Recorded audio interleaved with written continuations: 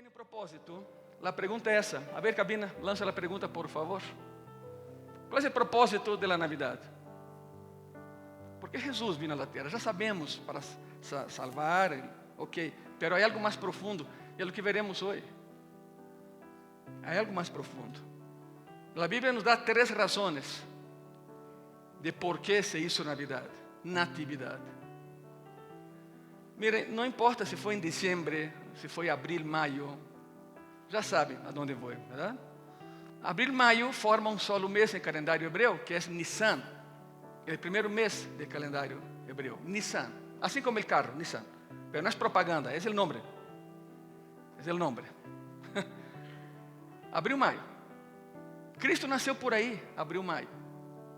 Então, por que lo comemoramos el 25? Mira, não importa o dia, o que importa é que nasceu, é que vino. E se querem celebrar 25, celebramos 25. Se querem celebrar aí por el dia 11 de abril, 11 de abril celebramos. Em graça e paz, já lhes di muitas razões de por quê, pero bueno. Hoje nos enfocamos em 3 coisas, 3 razões de por que se hizo Navidade. Primeiro propósito de la Navidad. Número 1. Jesús vino a borrar, eliminar los conceptos erróneos acerca de Dios. Não te imaginas quanta gente pensa que conoce a Deus e nem sabe nem quem é. Não tem nem ideia de lo que é Deus. E te lo vou a provar. Há algum tempo, nada mais para, mientras eu preparava esse sermão, que esse sermão, te digo, tem anos, eu nunca lo he predicado, claro. Lo guardei e Deus dijo, é a hora, pois vamos. Há algum tempo em Google eu coloquei, como é Deus? Em Google. Tampouco é propaganda, pero é o que todos usamos, não? Pero, como é Deus? 59 milhões de respostas. Eu não contei todas, não sou louco, né? Pero me deu o contador dessa pergunta. Claro que não leí todas, pero leí algumas e selecionei algumas que te vou ler. A pergunta é como é Deus? Permítame dar-lhes algumas respostas que recebi dessa búsqueda, dessa consulta. Mais de 430 mil páginas, 59 milhões de conceitos de como é Deus. Incrível, não? 2000 anos depois, há pessoas que comemoram a Navidade sem saber o que é a Navidade. Alguém escreveu assim, vou citar ipsiliteris, literalmente, o que escreveram. Me gusta pensar em Deus como o sol e em mim mesmo como um raio de sol. O raio é a mesma substância que o sol, assim que realmente eu sou Deus. Fantástico. Escrito desde os infiernos, não? Eu sou Deus. Outra pessoa escreveu, me gusta pensar em Deus como mi Padre muerto vendo todo o que hago no cielo. ¿Querem mais? Va outra. A pergunta é como é Deus. Me gusta pensar em Deus como a nosso neto, al que le gusta esconderse e logo saltar, assustar-nos e sorprender-nos. É o conceito que essa pessoa tem de Deus. Como alguém que está escondido e nos assusta. Outro escreveu, me gusta pensar em Deus como uma pessoa dulce e tolerante, complacida com todo o que vê no mundo. Que tranquilidade, não?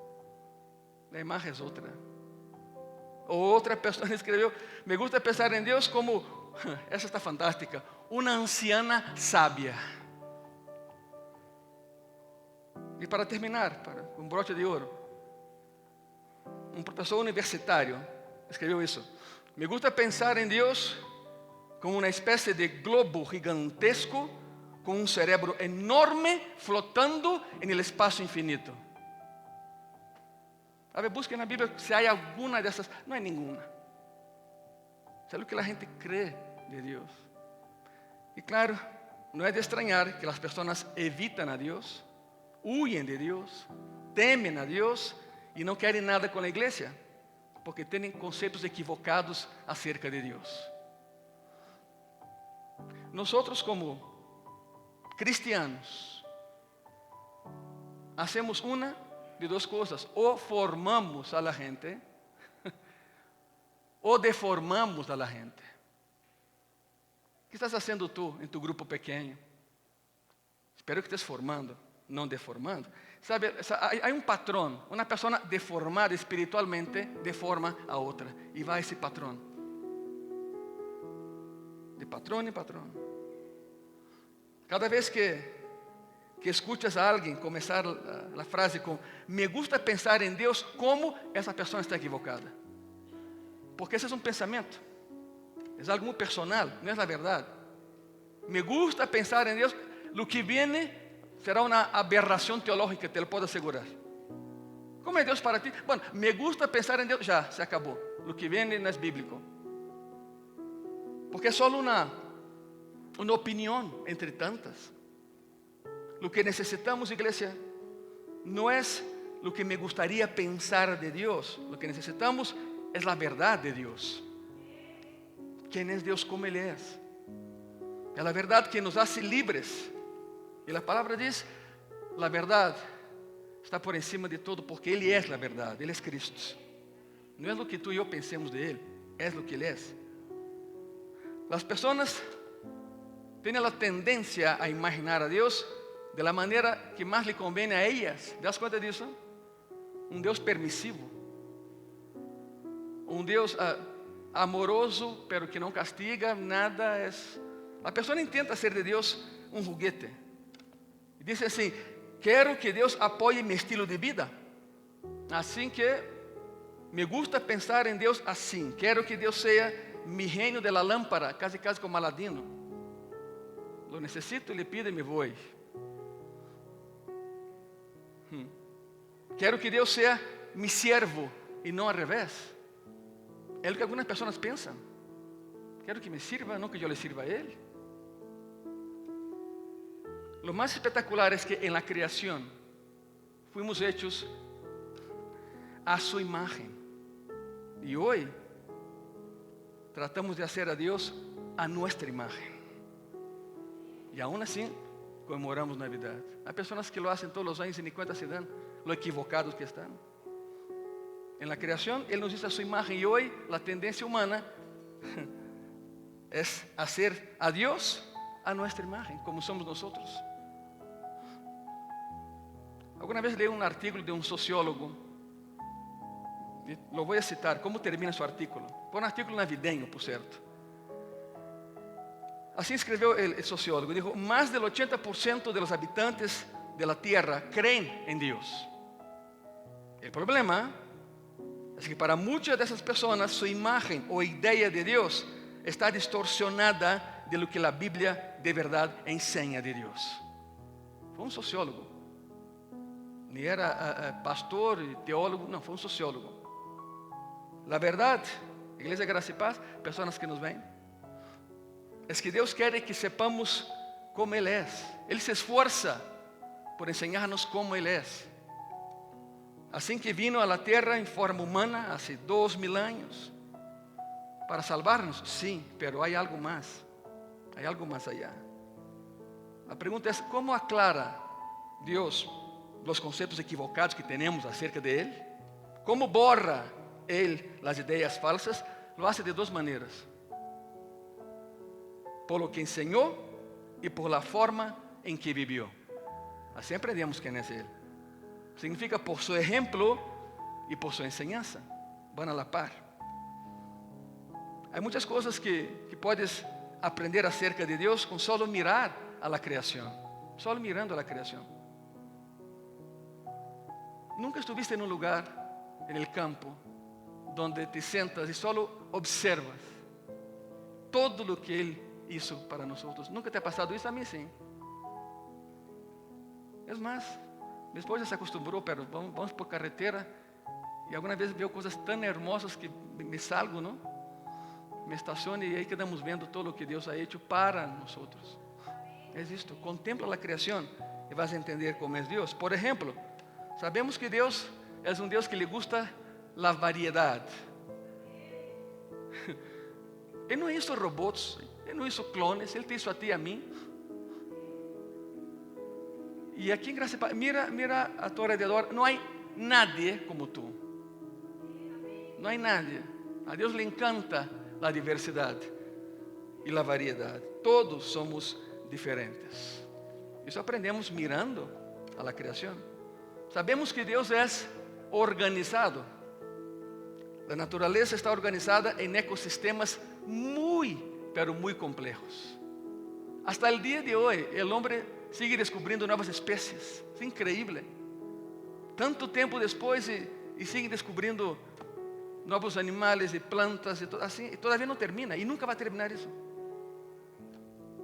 Pero todo isso va dentro de uma organização, de um ecossistema muito, muito complexo. Sabemos que Deus é poderoso quando miramos a natureza. Vemos os tornados, huracanes, maremotos, tsunamis. Só um Deus extremadamente poderoso é capaz de controlar tudo isso. E lo hace. O livro de Job é o livro mais antigo que há na Bíblia. O livro de Job é o livro mais leído em las sinagogas. Não confunda sinagoga com mesquita. Sinagoga de judíos, mesquita de árabes. Não confundam, por favor. Pero bueno. O livro mais lido em las sinagogas é Job. É passagem que sempre me impressionou desde que eu era niño. Foi quando Job pensou em discutir com Jeová. Pensou. Se mantuvo na linha, se mantuvo bem.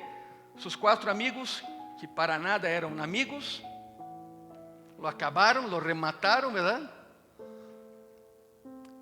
Lo acusaram e ele se mantuvo tranquilo, mas chegou um momento em que pensou, a ideia de blasfemar contra Jeová passou por sua cabeça e antes de que abrir a boca, Jeová dijo: Job, agora sim, párate, ciñete, porque agora eu te vou perguntar e tu me vas a contestar. ¿Dónde estavas tu quando eu criei o universo? Com uma sola seria suficiente, não?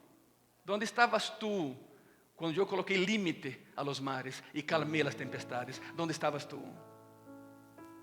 ¿Puedes tú sacar Job, la ballena azul del mar, solito? No, Señor, yo sí puedo. Y dijo Jehová: Job, si yo puedo controlar el universo, ¿acaso crees que no controlo tu vida también, hijo? Se acabó la discusión. É exatamente isso. Pero todo tem uma organização completa. Ele é todo poderoso, ele é criativo. E sabe algo? Jeová também tem sentido de humor. Tem sentido de humor. Nada mais te vou dar um exemplo claríssimo. Todos querem ir a Jerusalém para ir ao Muro de los Lamentos. Bueno, aí te va.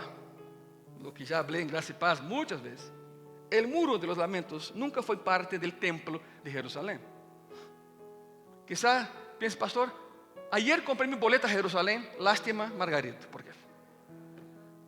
El muro oriental es la tercera muralla exterior del complejo del templo. No era parte del templo, pero fue lo único que sobró de la destrucción del año 70.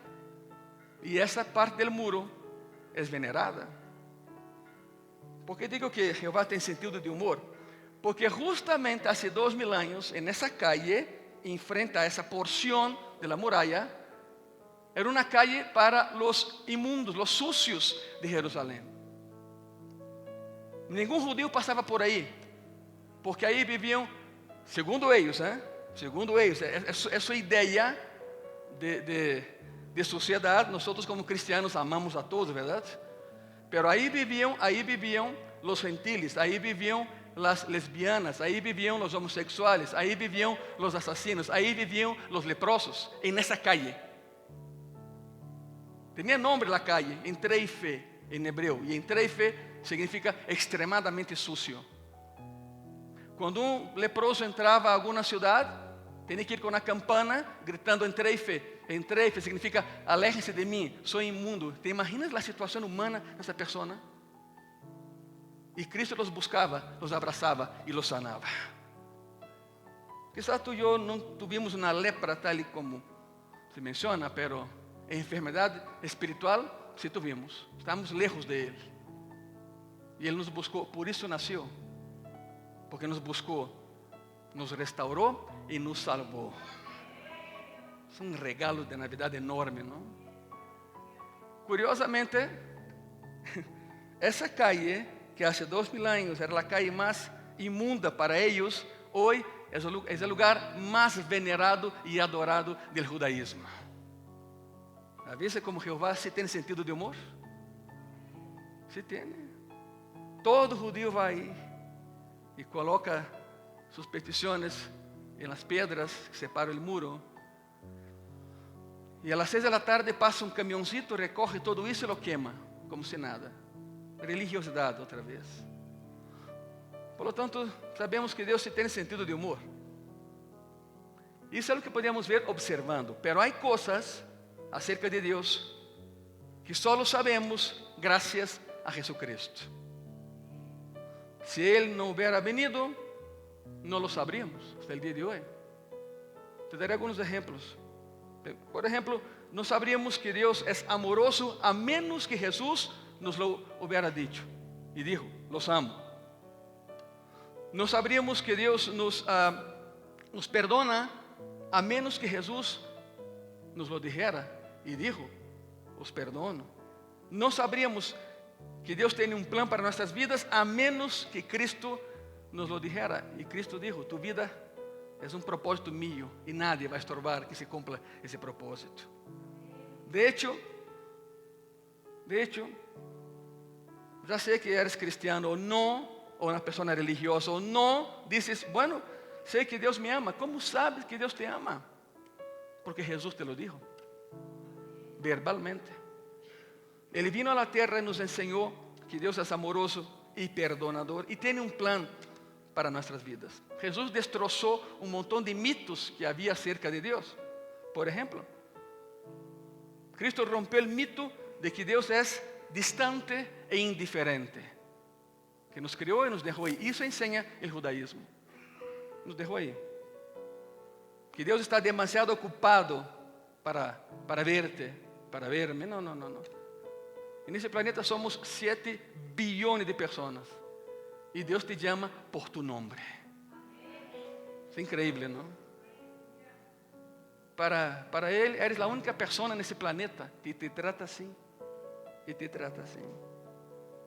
De hecho, muchos de tus problemas, hermano y hermana, vienen porque no tienes una perspectiva lo suficientemente grande de Dios. Simplemente no puedes ver cómo va a funcionar eso, pero Él sí lo sabe. La tendencia humana es colocar a Cristo en una caja de zapatos, amarrarla y meter bajo la cama. Es la tendencia humana. Y usarlo como genio de la lámpara. Cuando necesito lo saco. Es la tendencia humana de hacer eso. Estás en oscuridad y cuando estás en oscuridad no ves y te confundes. Alguien que está sin Cristo está en oscuridad. Hay personas que declaran Jesús es mi Señor, pero no viven como afirman. Entonces Cristo no es el Señor. El Señor es la persona. Cuando estamos en oscuridad no vemos y cometemos errores muy, pero muy graves. Hace algún tiempo leí una historia de una familia que fue a acampar. Fue al campo. La cabaña que rentaron no tenía puerta ni ventana. Tenía el marco nada más.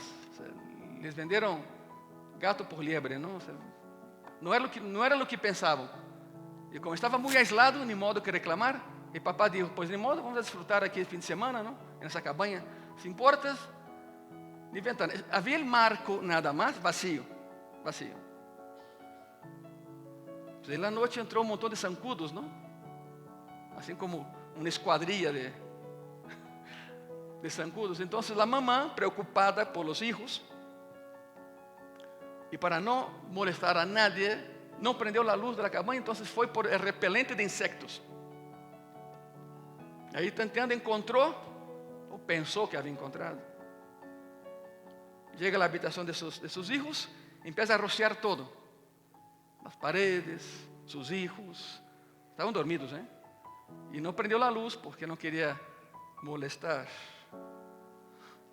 A la mañana siguiente, descubrió que había pintado a sus hijos de azul. La recámara era azul, todo era azul. Se equivocou e agarrou a tinta. E depois, quando seus hijos reclamaram, ela disse, com razão olía raro. Pois sim, a oscuridade provoca isso, comete errores por não ver a luz, por nem sequer tentar prender a luz. Não me pergunte se a tinta saiu ou não, hasta aí quedei eu, espero que sim. A mamãe pintou toda a recámara com tinta azul, seus filhos também. Pareciam aí os pitufos caminhando no parque, não? Os Smurfs, todo de azul. E dijo después, y de verdad dijo, con razón olía raro. Los problemas ocurren cuando no puedes ver con claridad. Hace muchos años visité las grutas de Coconá en Tabasco. Que Tabasco es un Edén, ¿verdad? Un calorón, pero... Bueno, hoje vamos a visitar las grutas de Coconá. Yo no tenía ni idea de lo que era eso. Pero vámonos. Está a 40 kilómetros de Villahermosa, Coconá. Fantásticas grutas. Entonces entramos ahí, y el guía con una lámpara. Nunca se me olvida isso. A la mitad de la gruta, ele dijo, vamos a hacer un experimento. Quando eu escuto que alguém disse isso, é um pouco tenso, não? Experimento. Se fora bom, não seria um experimento, verdade? A ver o que passa. E então, toda a gruta é alumbrada, há luz, se apagou todo. Todo. Jamás em minha vida havia estado em um lugar onde não veias nem sequer a tu mano frente a tu rostro. Nada. Bueno, claro que no grupo havia uma pessoa claustrofóbica, que casi se põe louco aí, não? O mais interessante é que depois de algum rato o guia disse, agora, déjame enseñarles algo. Essa é a vida, escute isso. Essa é a vida sem Deus. Nos agarrou a todos esse grupo, éramos 15. O guia disse, essa é a vida sem Deus. Agora, mira a diferença que hace um pouco de luz, e então prende um cerillo, um solo cerillo, assim, chiquito, e se alumbrou todo. Imediatamente, quando vi que ele prendia a coisa, eu comecei a passar, me coloquei detrás dele. E depois que deu sua explicação das grutas de Coconá e tudo isso, me disse, que haces tu aqui? Le dije, eu quero estar cerca da luz, eu não te perdo, prende a lâmpada e vamos daqui. E me disse, está bem, eres cristiano, verdade? Sim, sou cristiano. Me disse, eu também. E ele disse, e apaga outra vez e predica, não? Ele disse, não, já não posso fazer isso. É impressionante o que hace um pouco de luz em meio da oscuridade. E Cristo não é um pouco de luz, Ele é a luz do mundo. Ele nasceu e alumbra todo. Por lo tanto, hermano e hermana, não lo perdas de vista, por favor. Sigue a luz, sigue a Cristo. Se não conoces a Cristo, estás em oscuridade, assim de sencillo. Estás na oscuridade sobre o propósito de tu vida. Estás na oscuridade acerca de Deus. Estás na oscuridade acerca de los problemas. Estás na oscuridade sobre tu futuro. Porque não ves a luz. Simplesmente estás tropeçando a lo largo da vida. Em realidade não ves claramente, a menos que conozcas a luz do mundo. E seu nome, já sabem, é Jesucristo. Deixa que Ele te guie. Siga a luz, por favor. Siga a Cristo. Algumas pessoas dizem, e como conosco a Deus? É muito sencillo. É muito sencillo. Cristo não é uma religião. Ele é Deus. Sua ideia nunca foi fundar uma religião. Cristo é Deus. Juan capítulo 14 diz assim. Juan 14, versículo 8 e versículo 9. Felipe le dijo, Senhor, muéstranos el Padre y nos basta. Jesús le dijo, tanto tempo hace que estou com vosotros e não me has conocido, Felipe. Déjame explicar algo sobre Filipe. Filipe era o único del grupo com nome grego, não? Philos Hippos. Filipe significa aquele que ama a los caballos. Não sabemos se seu papá tinha um aras, pode ser, uma criação de caballos, um criadero de caballos, eu não sei. Mas o único del grupo com nome grego era ele, Filipe. E Filipe, por ser de sangre grega, pensava que sabia mais que Cristo e mais que todos. Ele foi ele que disse, Senhor, as pessoas estão aí, já querem ir-se, o que hacemos? E Cristo dijo, dile que se sentem porque todos van a comer. 25.000 personas, acuérdate. E Felipe entrou em crise. Senhor, aunque tuviésemos 200 dracmas, não alcançaria. Se Felipe era de la logística de Cristo. Ele era del equipo de logística. E Cristo lhe dá a lição exatamente, tu não, hijo, pero eu sim. Quem crees que eres tu, Felipe? Quem crees que sou eu, Felipe? E já sabe a história. Todos se sentaram, Cristo alimentou a 25.000 pessoas com 3 pescaditos e 4 galletitas, 5 galletitas saladas. A lição foi essa para Felipe. E aqui vem Felipe outra vez. De nuevo, muéstranos el Padre y nos basta. Jesús le dijo, tanto tiempo hace que estoy con vosotros y no me has conocido, Felipe. El que me ha visto a mí, ha visto al Padre. ¿Cómo pues dices tú, muéstranos el Padre? Jesús es Dios y vino a la tierra y nació. No solo está con nosotros, Él es para nosotros. La palabra para esto en la Biblia es Emmanuel. Emmanuel significa Dios de verdad está con nosotros. Ese es el primer propósito de la Navidad. Borrar los conceptos equivocados que tenemos de Dios. Número 2. Jesús vino a expresar el amor de Dios. Cristo es la expresión del amor de Dios. El otro día vi un letrero que decía, Jesús es la razón de la temporada navideña, ¿correcto? Claro que sí, se trata de Jesús, por eso lo celebramos, pero hay otra verdad más profunda. No solo Jesús es la razón de la Navidad, tú eres el propósito de la Navidad, porque por nosotros vino, por nosotros se hizo Navidad. Él vino para tu beneficio.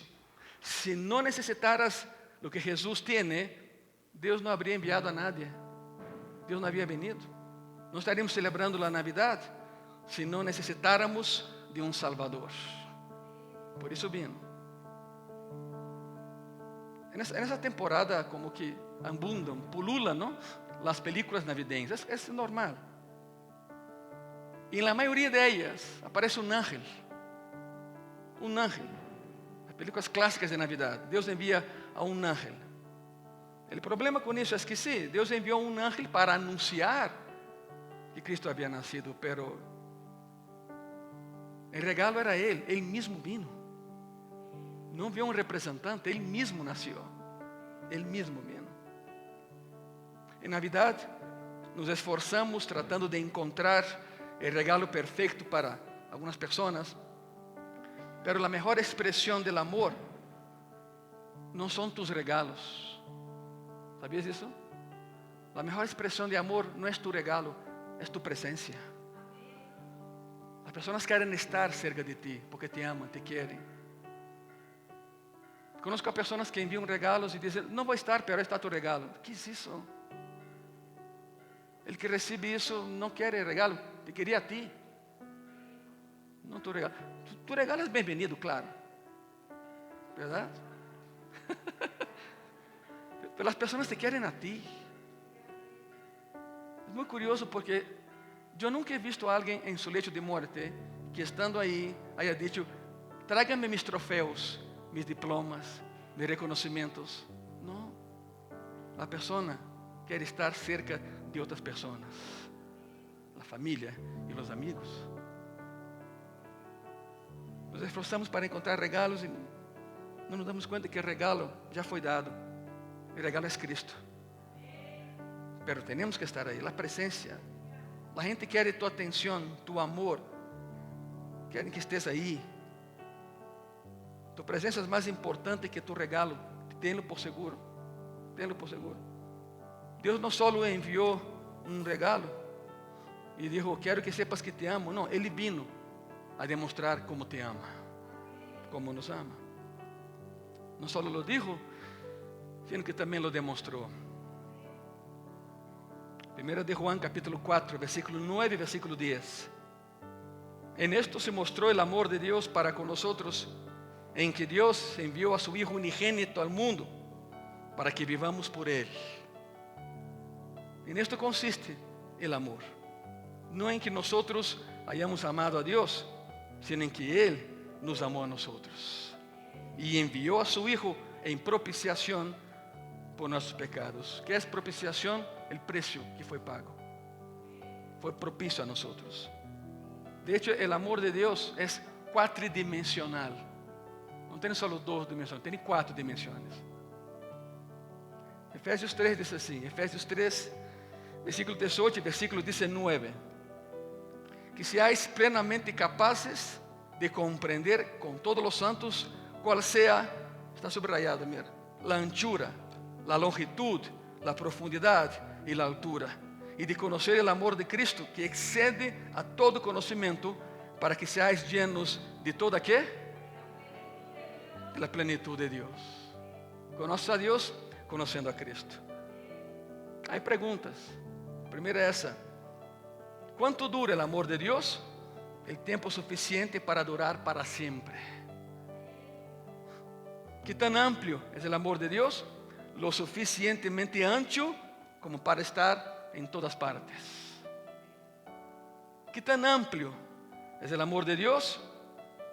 Lo suficientemente amplio para abarcar todo. ¿Cuán profundo es el amor de Dios? Lo suficientemente profundo como para manejar cualquier situación en que te metas. Y entramos con la altura del amor de Dios. ¿Qué tan alto es el amor de Dios? Lo suficientemente alto como pasar por alto tus errores y tus pecados. Se perdona, claro. Se castiga, claro. Pero por encima de todo, te quiere llevar al cielo con Él. Nos quiere en el cielo con Él. El amor de Dios a través de Cristo es cuatridimensional. Los 3 propósitos de la Navidad. Vimos el primero. Jesús vino a la tierra para borrar, eliminar conceptos equivocados acerca de Dios, para que sepas cómo Él es de verdad.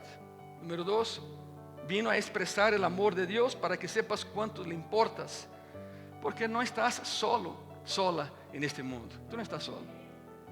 Y el número 3, quizás el más importante de todos ellos.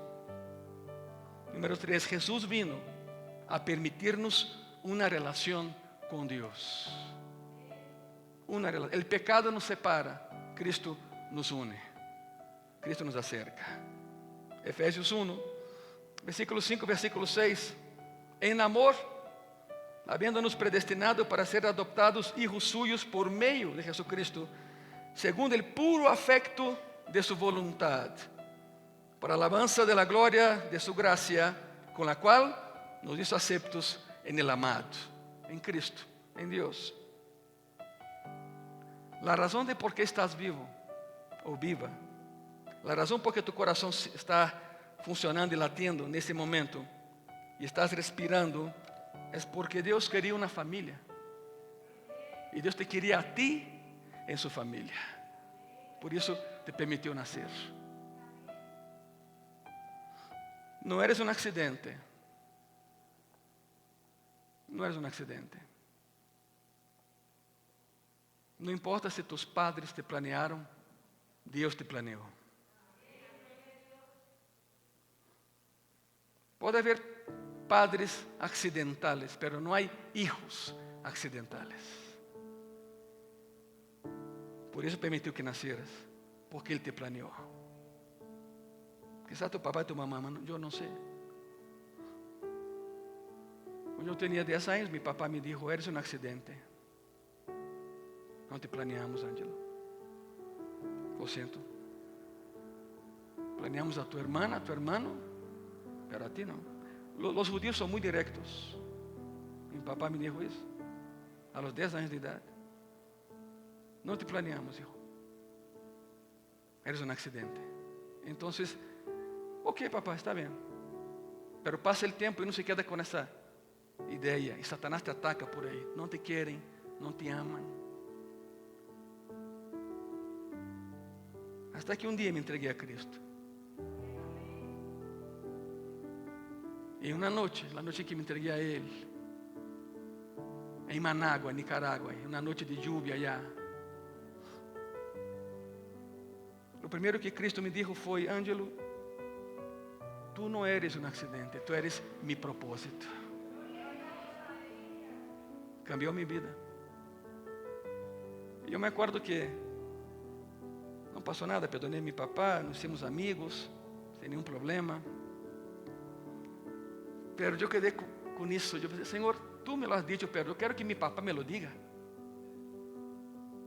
Me acuerdo que era Navidad. Claro que el judío no conmemora Navidad, pero yo sí, ¿verdad? Y le dije al Señor: dame ese regalo. Dame ese regalo. Si es tu voluntad que mi papá me lo diga. Y 3 días después estamos caminando por la ciudad, una ciudad muy barroca, muy histórica, la ciudad, puentes de 400 años de edad. Y cruzando por un puente de ese, yo platicando con mi papá ya no contestó. Yo seguí mi camino y cuando terminé de cruzar el puente, miré hacia atrás y vi a mi papá que miraba el río que pasaba. Y yo pensé: se va a matar el viejo. Mejor me voy, ¿no? Porque su mirada es muy... está mirando el agua.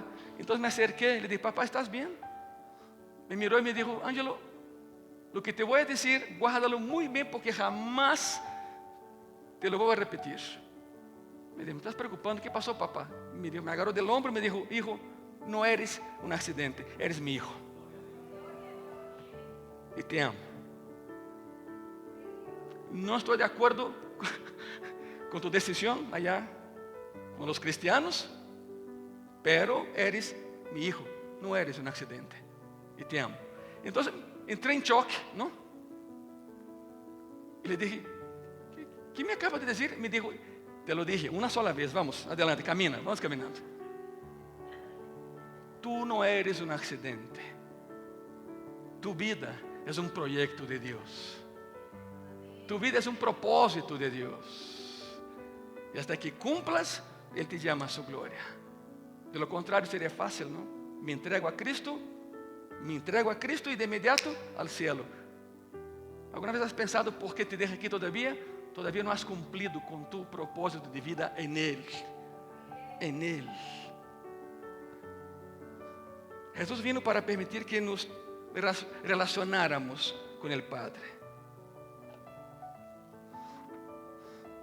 La Biblia dice que Dios te hizo para amarte.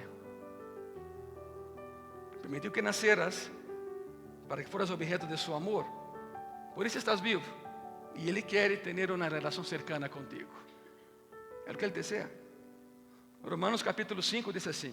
Romanos 5, versículo 10 y versículo 11.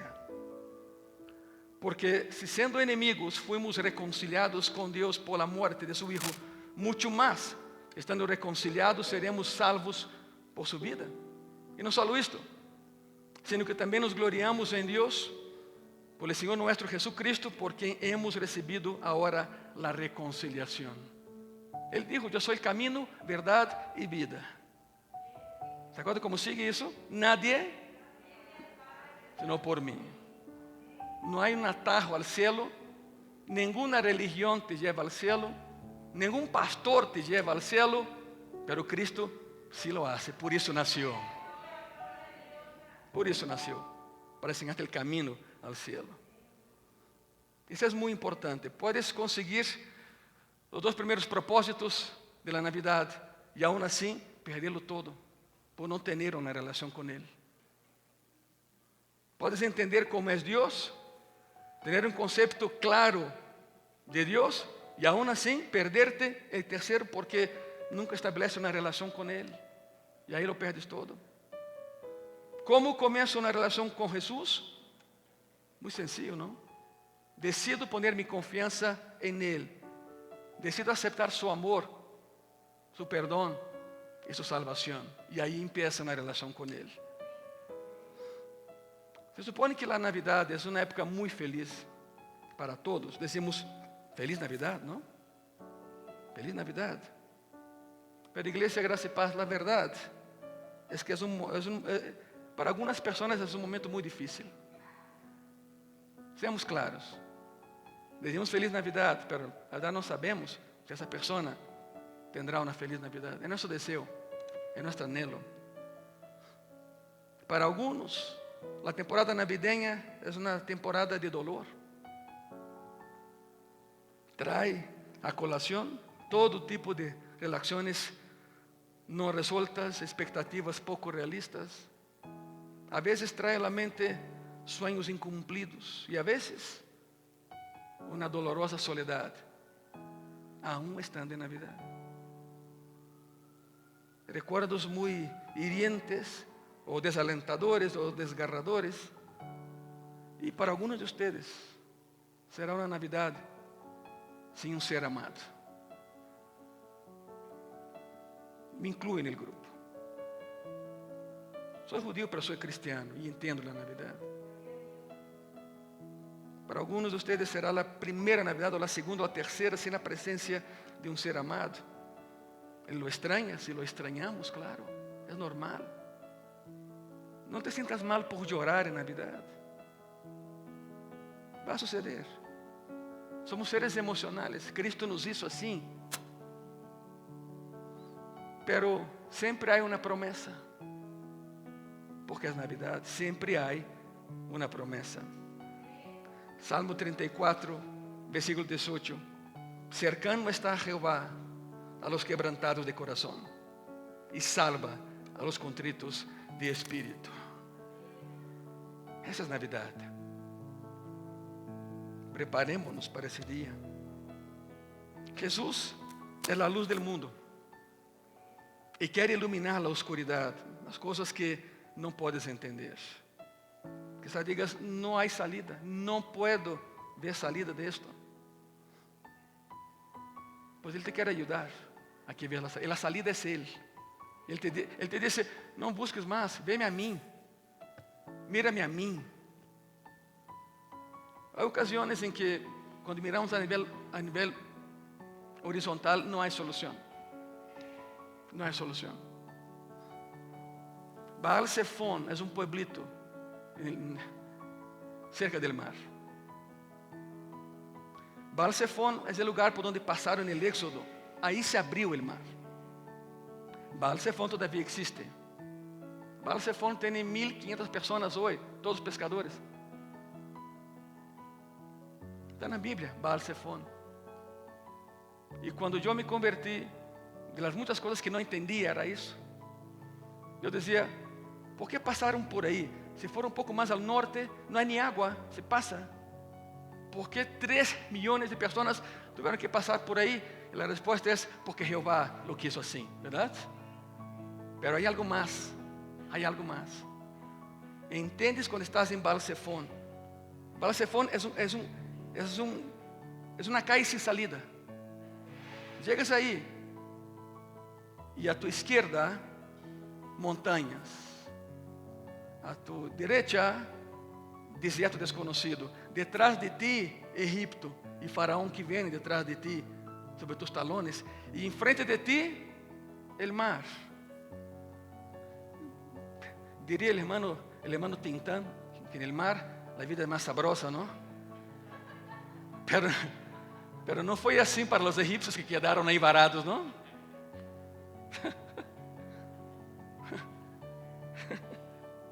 Pero llegas ahí y te das cuenta de una cosa. A nivel horizontal no hay salida. Pasa lo mismo contigo y conmigo. Dios nos mete en situaciones donde aunque miremos a ese nivel, no hay salida, no hay solución, no hay quien te ayude. Entonces queda un solo lugar a donde mirar. ¿Sabe dónde es, verdad? Para allá, mira. Para allá.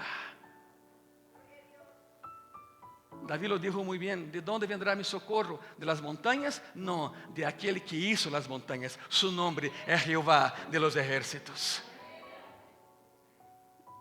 Yo no sé cuál es tu Baal Zephon, pero te lo puedo asegurar, la solución está allá, mira. Pon la mirada en lo alto. Él quiere ayudarte. Y aunque tú no lo veas, Él te ve siempre. Él te cuida siempre. Não há problema demasiado grande, ou demasiado ancho, profundo, ou demasiado alto para su amor. Ele quer que tengas uma relação com Ele. Lo sorprendente é que há pessoas que todos os anos comemoram a Navidad e não têm e nem querem ter uma relação com aquele que é a Navidad e é o regalo de la Navidad. E seu nome é Jesucristo. Se ponem de pé, por favor.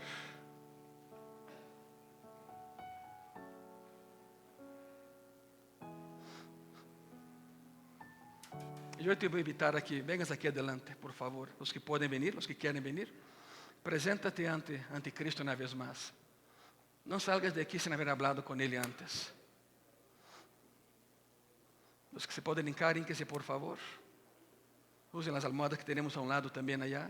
Venham aqui e apresenta-te ante o motivo da Navidad, o regalo da Navidad. Platiquem com Ele. Tienes uma semana para preparar-te para o culto de Navidad. Pero empieza hoje. Ríndete ante aquele que é a Navidad e o motivo por qual estás vivo e estamos vivos. Cerrem seus olhos, por favor. Você pode usar tu silla como altar, dá-te a volta e usa tu silla como altar. Se não te podes hincar, não há nenhum problema. Deus lo sabe. Escrevi algo que quero compartilhar com vocês. E diz assim: Deus, quero ser parte de tu família para sempre. De hecho, essa família vai durar para sempre, Senhor. Minha família terrenal não durará tanto. A espiritual, sim. Estou cansado de viver sem ti. Não lo entendo todo, pero quero volver a casa com tu amor e nesta tarde. Te pido perdão pelas ocasiões em que vivi como se tu não existieras. Necessito tu paz e fortaleza em minha vida hoje, Senhor. Por favor, Jesus, dá-me um novo sentido de esperança e alegria. Não só porque é Navidad, sino todos os anos, Senhor. Todos os dias do ano. Quero ter uma vida de propósito. Quero que minha vida cuente. Quero que minha vida cuente, Senhor. Graças por enviar a Jesus para que eu pudesse saber como eres de verdade. Graças por haber venido em forma humana. Oh Deus, assim que posso saber que tu me amas. Estou seguro que me amas. E posso começar uma relação nova contigo. Quero abrir minha vida a ti, Jesus, e conhecer-te, e entender-te, e confiar em ti desde esse dia em adelante. Porque uma coisa é crer e outra é confiar. Quero aprender a confiar, Senhor. Para que minha casa não seja uma casa, seja um hogar.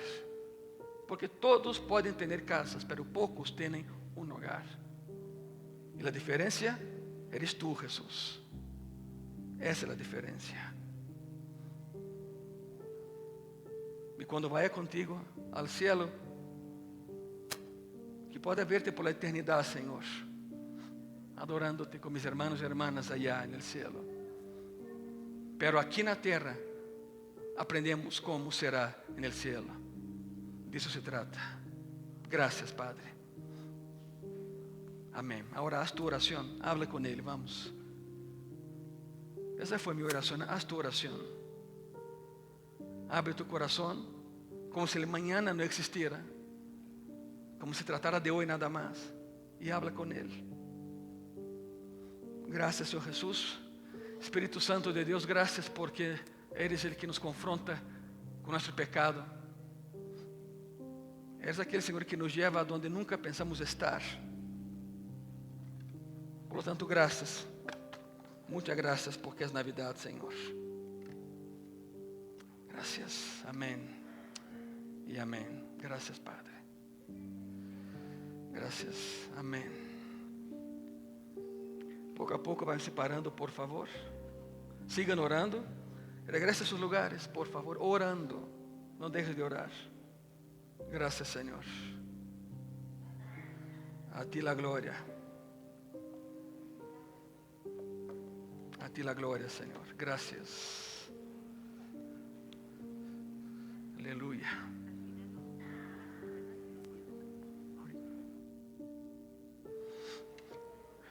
Tome su lugar, por favor. ¿Cuántos vivos hay en ese lugar? Yo creo que podemos ser mejor que eso. ¿Cuántos vivos hay en ese lugar? Dê um aplauso àquele que nos mantém vivos. Seu nome é Jesus Cristo. Vamos a